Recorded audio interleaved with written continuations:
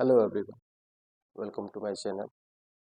आज हम इस वीडियो में ट्रांसलेशन को बिल्कुल बेसिक लेवल से शुरू करेंगे ताकि वाक्य में हम इंग्लिश में वाक्य की संरचना कैसे करें, शब्दों को किस क्रम में लिखें, ये चीज़ हम सीख सकें और जान सकें।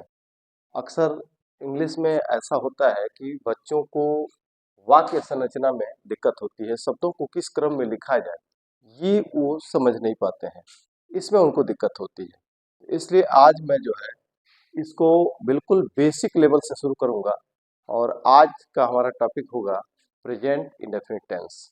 और प्रेजेंट इंडेफिनिट टेंस में हम प्रेजेंट इंडेफिनिट टेंस में सबसे पहले हम पहचान, फिर उसके बाद से फिर उसका रूल देखेंगे, अफर्मेटिव सेंटेंस देखेंगे सबसे पहले, क्योंकि किसी भी टेंस में कई तरह के सेंटेंस होंगे। अफर्मेटिव सेंटेंस होगा, नेगेटिव सेंटेंस होगा, इंट्रोगेटिव सेंटेंस होगा।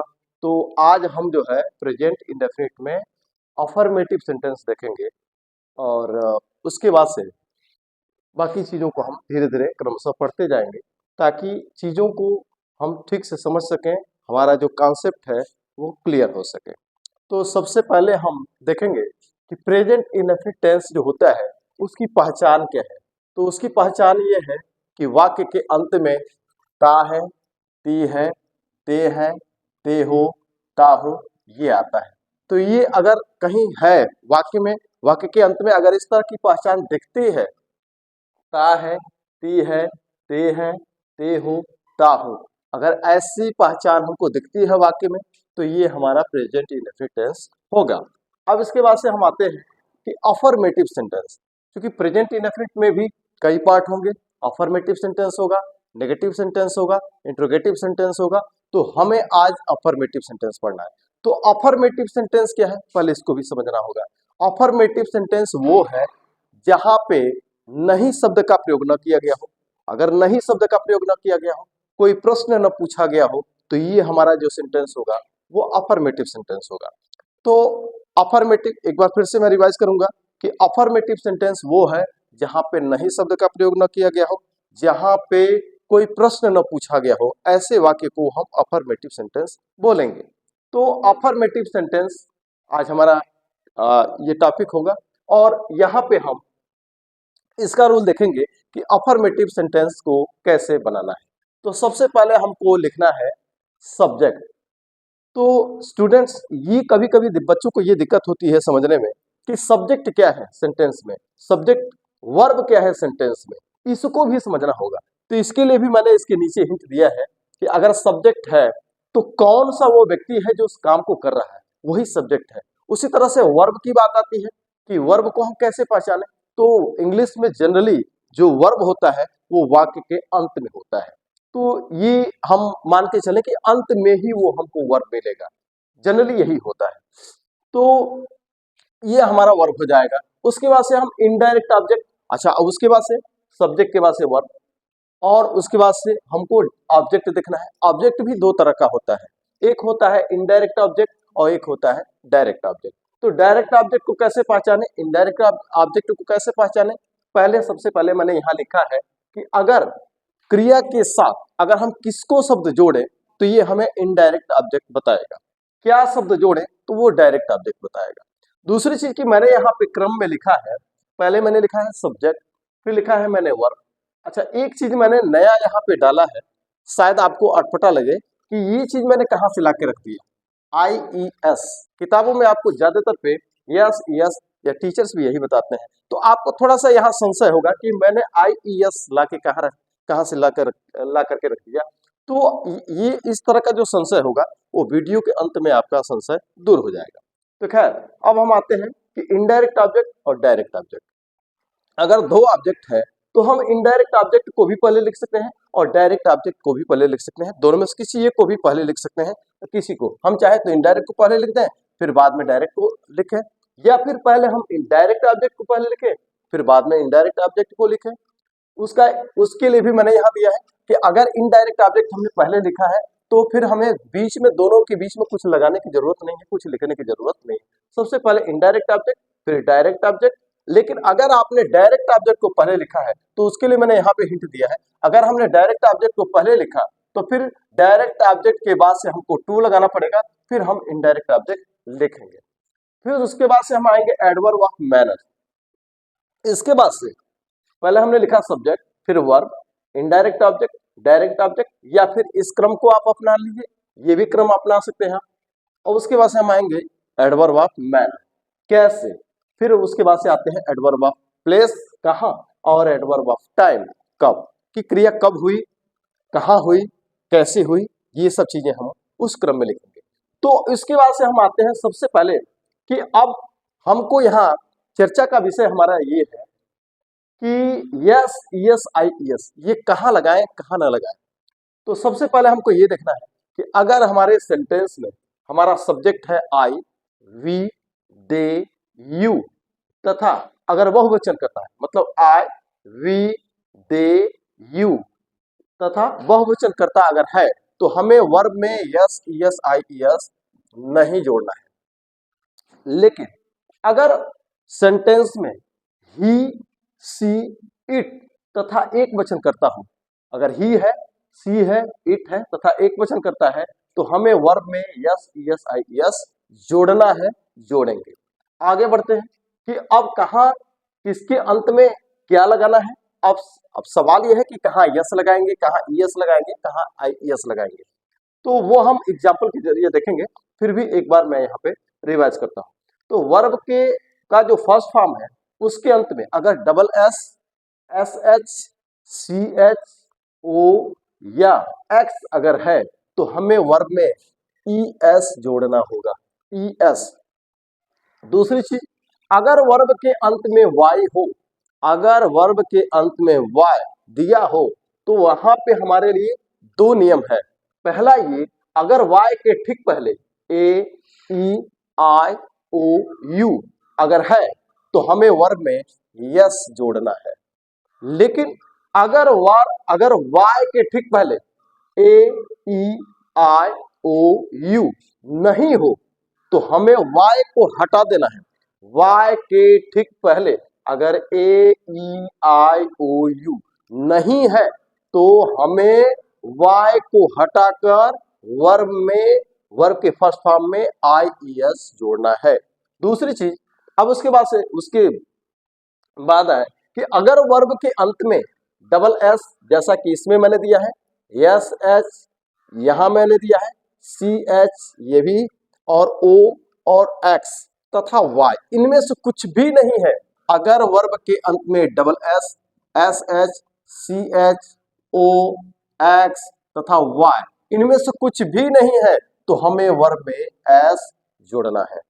तो खैर ये सब चीजें तो हो गई, ये रूल की बात हो गई, कहाँ यस लगाना है, कहाँ ईएस लगाना है, कहाँ आईईएस लगाना है, ये सारी चीजें हुई।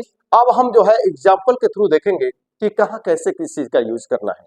तो सबसे पहले हम पहला सेंटेंस देखते हैं, मैं बच्चों को घर पर रात में कहानियां सुनाता हूँ। तो सबसे पहले हम आए, हमको देखिए यहाँ पे नहीं शब्द का प्रयोग नहीं किया गया, कोई प्रश्न नहीं पूछा गया, केवल कोई जानकारी दी गई आपको। तो जानकारी दी गई, ये हमारा सेंटेंस होगा अफर्मेटिव, क्योंकि यहाँ पे नहीं शब्द का प्रयोग नहीं किया गया, कोई प्रश्न नहीं पूछा गया, तो ये हो गया आपका अफर्मेटिव सेंटेंस। तो सबसे पहले हमको लिखना है सब्जेक्ट। तो सब्जेक्ट में हमको ये देखना है कि कार्य कौन सा हो रहा है, मैं बच्चों को घर पर रात में कहानियां सुनाता हूँ। तो आखिर कहानी कौन सुनाता है, ये हमारा विषय है यहाँ पे। तो कहानी सुनाने वाला व्यक्ति कौन है, कहानी सुनाने वाला व्यक्ति मैं हूं। तो यहाँ पे मैं लिखूंगा सब्जेक्ट, यानी कि ये हुआ हमारा सब्जेक्ट आई। तो यहाँ पे मैं इसकी इंग्लिश लिखा मैंने आई।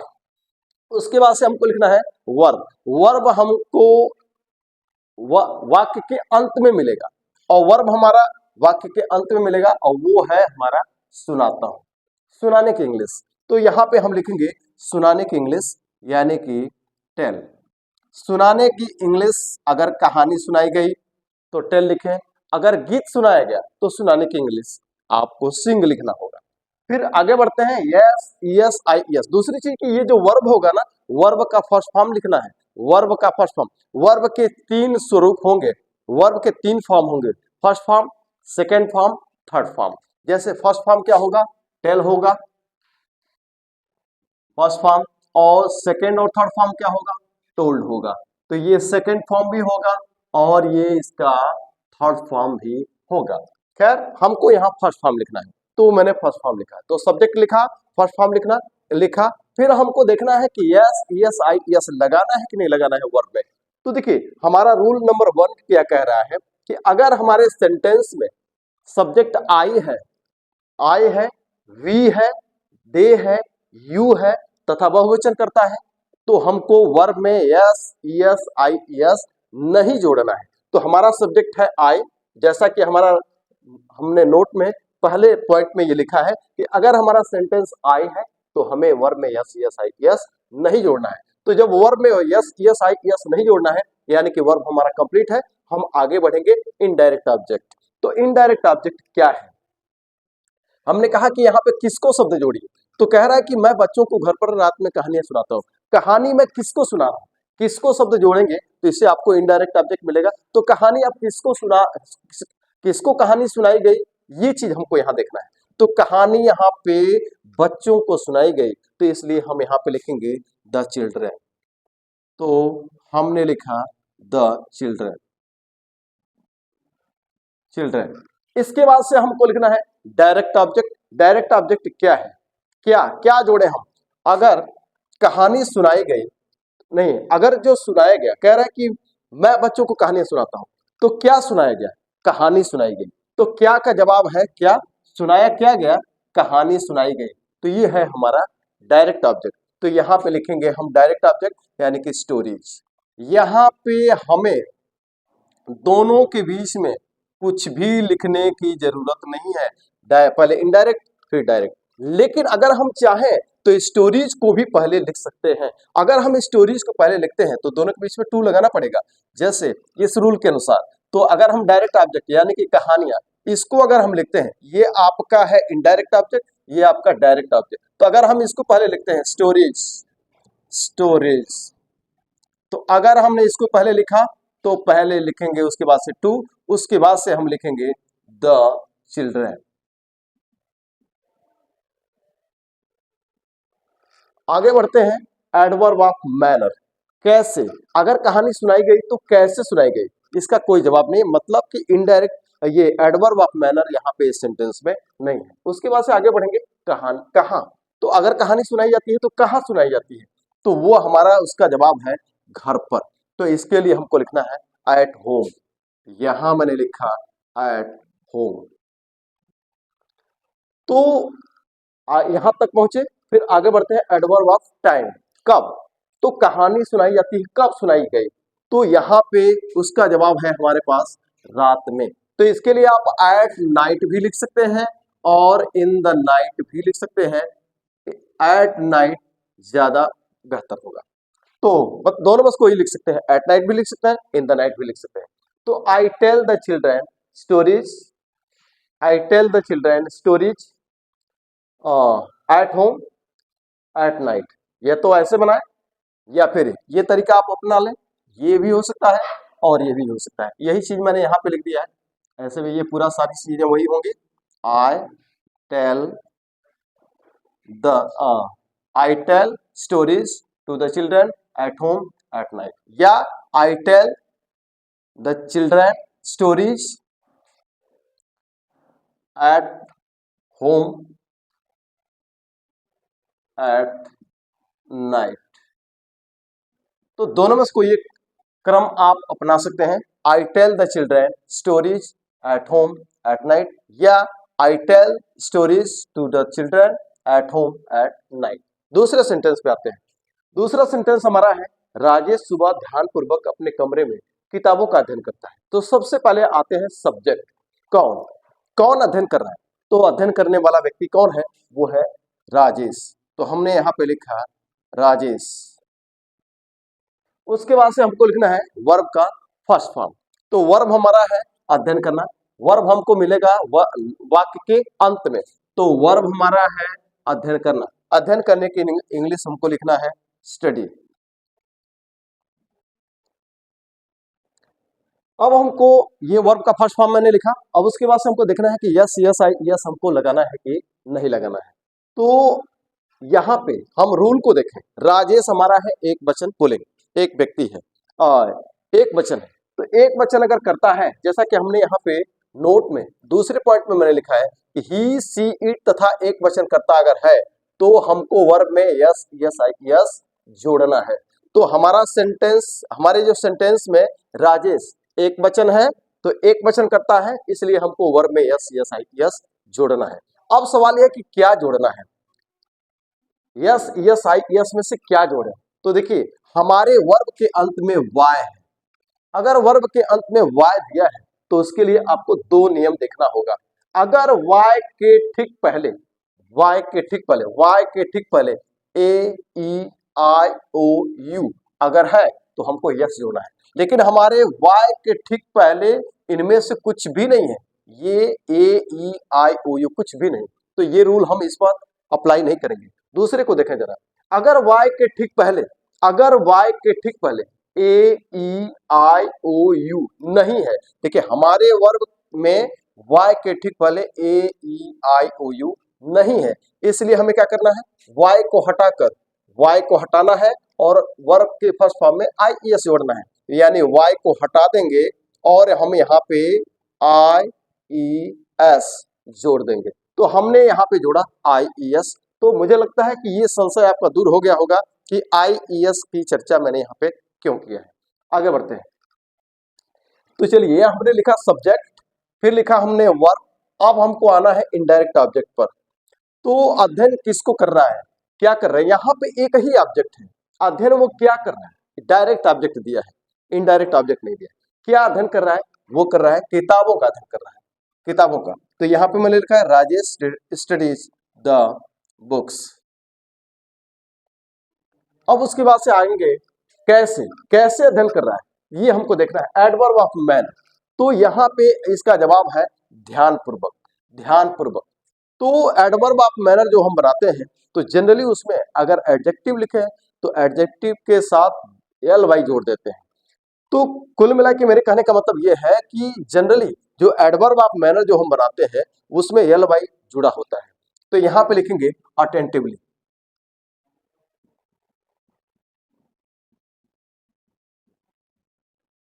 अटेंटिवली। तो ये मैंने लिखा, ये सब्जेक्ट लिखा, फिर वर्ब लिखा, फिर इनडायरेक्ट ऑब्जेक्ट नहीं था, डायरेक्ट ऑब्जेक्ट हमारे पास था, वो मैंने लिखा। उसके बाद से हमने लिखा adverb of manner, adverb of place, किताबों का अध्ययन तो कर रहा है, कहाँ कर रहा है, इसका जवाब मिलेगा कहाँ। तो कहाँ, अपने कमरे में, अपने कमरे में। तो यहाँ पे हो जाएगा राजेश। तो यहाँ पे लिखेंगे, अच्छा अब यहाँ पे देखना है कि हम यहाँ पे कभी कभी प्रीपोजिशन का यूज करना होगा। तो प्रीपोजिशन का जो यूज करते हैं वो किस आधार पे करेंगे, देखिए अपने कमरे में अध्ययन करना है। तो अगर आपको लगे कि वो व्यक्ति अपने किसी स्थान की परिधि में है, उसके अंदर है, तो आपको इन लगाना है। देखिए व्यक्ति अगर अध्ययन कर रहा है तो वो निश्चित रूप से कमरे के अंदर है, तो यहाँ पे आपको इनका प्रयोग करना है। तो लिखेंगे इन हिज रूम। अब सवाल यह है कि अपने शब्द की अंग्रेजी क्या होगी, अपने शब्द की अंग्रेजी कर्ता के अनुसार लगेगी, अपना शब्द की अंग्रेजी कर्ता के अनुसार लगेगी।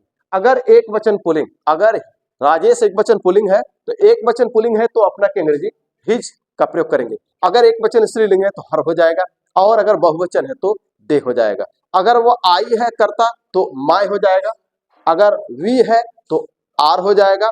तो खैर हम इसको इसको अगले वीडियो में हम इसको आपको इसको डिटेल से हम आपको बताएंगे कि कहाँ अपना की अंग्रेजी किसके साथ क्या लगेगी। हम फिलहाल हम अपने सेंटेंस पे आगे बढ़ते हैं। तो ये हमने लिखा adverb of manner, adverb of place. अब आते हैं एडवर्ब ऑफ टाइम, कब, अगर किताबों का अध्ययन कर रहा है तो कब कर रहा है, तो इसका जवाब है सुबह, किताबों का अध्ययन सुबह किया जाए। तो यहाँ पे मैंने हमको लिखना है सुबह, सुबह की इंग्लिश से हम लिखेंगे in the morning, in the morning. अगला सेंटेंस हमारा है वह शाम को एक सिनेमा देखता है। तो सबसे पहले लिखे सब्जेक्ट, कौन, सिनेमा कौन देख रहा है, तो वह। तो यहाँ पे हम लिखेंगे सब्जेक्ट ही। उसके बाद से हम आए वर्ब पर। वर्ब हमने बताया इसके पहले कि हमको वर्ब मिलेगा अंत में, वाक्य के अंत में। तो वर्ब हमको मिला देखता है, तो वह शाम को एक सिनेमा देखता है। देखने की इंग्लिश हमको यहां लिखना है, तो देखने की इंग्लिश होगी वॉच। अब हमको ये देखना है कि वर्ब में यस यस आई यस लगाए या ना लगाए। तो अब हमको ये इसका जवाब मिलेगा यहाँ पे, जो नोट में मैंने लिखा है पॉइंट नंबर 2। यहां से देखें, अगर हमारे सेंटेंस में ही सी इट तथा एक वचन करता है तो वर्ब में यस यस आई यस जोड़ना है। और हमारा सब्जेक्ट क्या है? ही। तो अगर ही है तो हमें वर्ब में यस यस आई यस जोड़ना है। तो क्या जोड़ेंगे, पहले इसको देखें। तो हमारे वर्ब के अंत में क्या है? C H. तो अगर वर्ब के अंत में, जरा पॉइंट नंबर 3 को देखें, अगर वर्ब के अंत में डबल एस, अगर वर्ब के अंत में S H, C H, O या एक्स है तो हमें ई एस जोड़ना है। देखिए हमारे वर्ब के अंत में क्या है? C H. बिल्कुल। तो अगर यहाँ पे हमारे वर्ब के अंत में सी एच है, एस एच है, डबल एस है, ओ है, एक्स है, तो हमें ई एस जोड़ना है। तो अब हमको यहाँ पे जोड़ देना है ई एस। तो मैंने लिखा ई एस, जोड़ दिया। तो अब हमारा वर्ब कंप्लीट हुआ। आगे बढ़ेंगे इनडायरेक्ट ऑब्जेक्ट किसको, तो देख रहा है किसको, ये इसका जवाब नहीं दिया है। क्या देख रहा है? इसका जवाब डायरेक्ट ऑब्जेक्ट। तो डायरेक्ट ऑब्जेक्ट हमारा है, क्या देख रहा है? एक सिनेमा। तो यहां लिखेंगे अ सिनेमा। आगे बढ़े, एडवर्ब ऑफ मैनर कैसे देख रहा है, ये तो नहीं दिया है। कहां देख रहा है सिनेमा, तो ये भी नहीं दिया है। चलिए ये भी नहीं दिया है। आगे बढ़े, कब, कब देख रहा है, तो इसकी इंग्लिश हमको लिखनी है। ये इसका जवाब है शाम को। तो यहां पे लिखेंगे इन द इवनिंग। ये सेंटेंस हमारा कंप्लीट हुआ। आगे बढ़ते हैं अगले सेंटेंस में। राधिका इस दुकान पर किताबें खरीदती है। तो सबसे पहले हम लिखें सब्जेक्ट, किताबें कौन खरीदता है, तो राधिका खरीदती है। तो यहां पे मैंने लिखा राधिका की इंग्लिश स्पेलिंग राधिका, राधिका की स्पेलिंग लिखा मैंने। उसके बाद से हमको आना है वर्ब। वर्ब, वर्ब क्या है? हमने कहा कि वर्ब हमको मिलेगा वर्ब के अंत, वाक्य के अंत में। तो वो हमको मिला खरीदती है। तो इसकी इंग्लिश हम लिखे खरीदने की इंग्लिश बाय, बाय। अब हमको देखना है कि क्या वर्ब में यस यस आई यस लगाना है कि नहीं लगाना है। तो देखिए इसका जवाब हमको यहां से मिलेगा। देखिए राधिका हमारी एक वचन करता है, तो एक वचन करता है। तो देखिए पॉइंट नंबर 2 में देखिए, ही सी इट तथा एक वचन अगर करता है, अगर ही सी इट और एक वचन, राधिका एक वचन है, तो अगर एक वचन करता हो तो वर्ब में एस यस आई यस जोड़ेंगे। तो अब सवाल यह है कि जोड़ना है तो क्या जोड़ें, तो क्या जोड़ना है? अगर हमारे वर्ब के अंत में है वाई, तो वर्ब के अंत में अगर वाई है तो हमें क्या जोड़ना है? तो अगर वर्ब के अंत में वाई है तो यहाँ पे दो नियम है इसके। अगर वर्ब के, अगर वाई के ठीक पहले, वाई के ठीक पहले ए ई आई ओ यू अगर हो तो हमें यस जोड़ना है।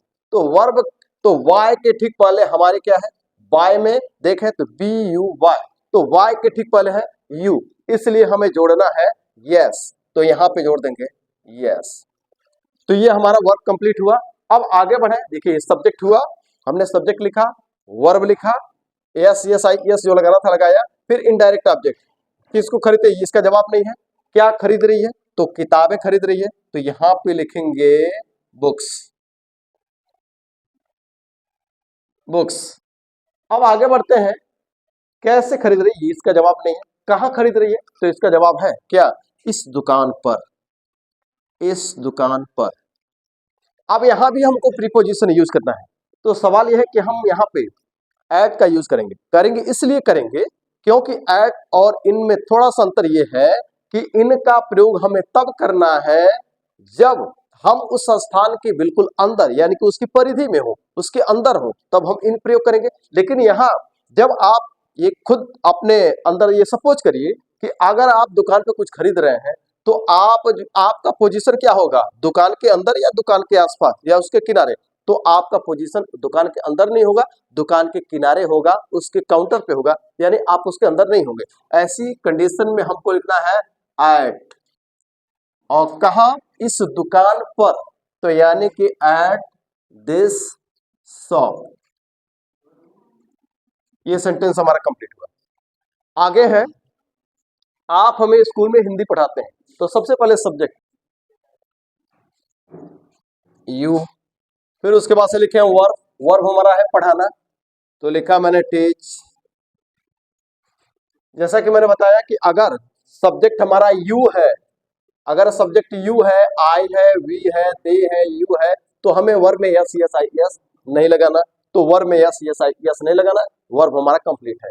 आगे बढ़ेंगे इनडायरेक्ट ऑब्जेक्ट। तो इनडायरेक्ट ऑब्जेक्ट है किसको, किसको किसको पढ़ाया गया, तो पढ़ाया, हमें पढ़ाया गया, तो यहाँ पे लिखेंगे हम अस। उसके बाद से बढ़ेंगे इनडायरेक्ट ऑब्जेक्ट, क्या इसकी पहचान होगी क्या से, तो क्या पढ़ाया गया, तो हिंदी, तो यहाँ पे लिखेंगे हिंदी। और यही चीज मैंने कहा कि अगर हम चाहें तो हम डायरेक्ट ऑब्जेक्ट को पहले लिख सकते हैं, जैसा कि यही चीज मैंने यहां भी दिया है। तो डायरेक्ट ऑब्जेक्ट को अगर हम पहले लिखें तो ये हो जाएगा यू टीच हिंदी। अगर हमने डायरेक्ट ऑब्जेक्ट को पहले लिखा तो उसके बाद से हमें टू की जरूरत पड़ेगी दोनों के बीच में, तो हिंदी टू अस।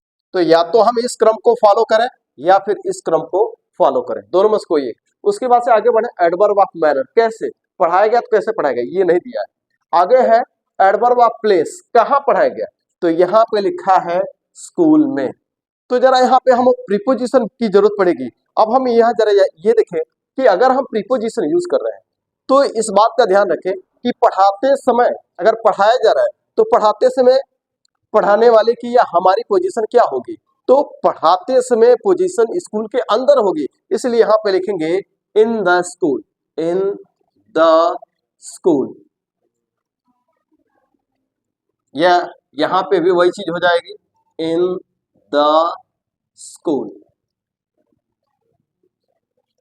अब हमारा लास्ट सेंटेंस है, इसको यहां न लिख करके हम इसको ऊपर बनाते हैं।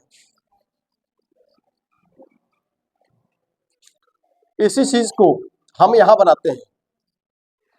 सबसे पहले हम लिखें सब्जेक्ट, मेरे पिताजी सुबह सड़क पर धीरे धीरे टहलते हैं। तो सबसे पहले हमको लिखना है सब्जेक्ट, कौन टहलता है, तो मेरे पिताजी, ये सब्जेक्ट हुआ। तो सब्जेक्ट है, सबसे पहले हम लिखें सब्जेक्ट माय फादर। उसके बाद से हमको लिखना है वर्ब, वर्ब हमको कहां मिलेगा, लास्ट में। तो वर्ब हमारा है टहलना, तो मैंने लिखा यहां पे वॉक, वॉक। अब हमको देखना है कि क्या वर्ब में यस यस आई यस लगाए कि ना लगाए, तो नहीं लगाना है कि नहीं लगाना है। तो जरा यहां देखिए मेरे पिताजी एक वचन, कर्ता एक वचन, तो जैसा कि हमारा रूल नंबर यहाँ पे नोट में जो पॉइंट नंबर 2 है वो हमारा बता रहा है कि ही सी इट, तथा एक वचन अगर करता है, कर्ता एक वचन, तो कर्ता एक वचन है, इसलिए हमको वर्ब में यस यस आई यस जोड़ना है। तो अगर जोड़ना है तो क्या जोड़ेंगे ये भी हमको देखना है।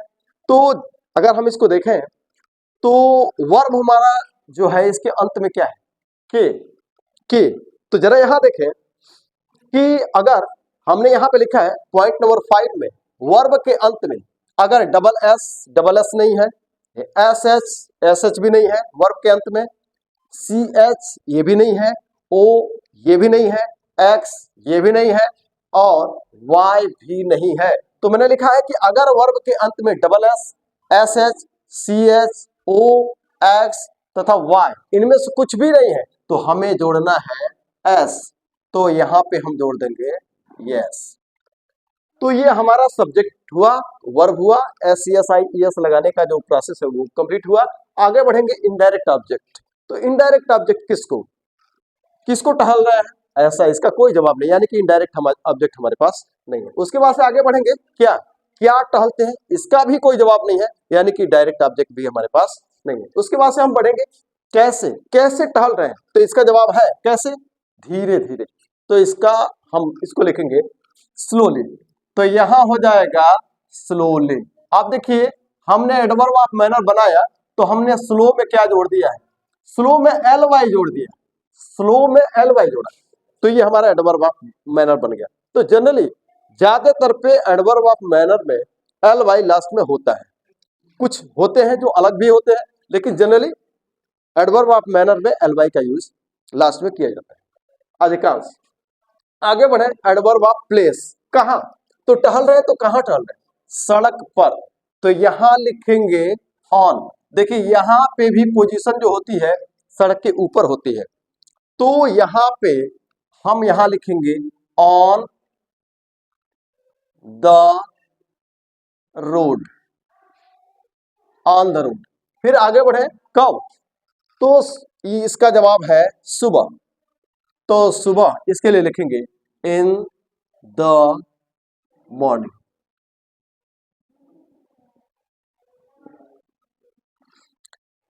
तो इस तरह से प्रेजेंट इंडेफिनिट में जो अफर्मेटिव का जो पार्ट था तो वो कंप्लीट हुआ, तो उसको एग्जांपल से भी हमने देखा। इसके बाद से हम आगे के जो नेगेटिव या इंट्रोगेटिव का जो पार्ट है उसको देखेंगे।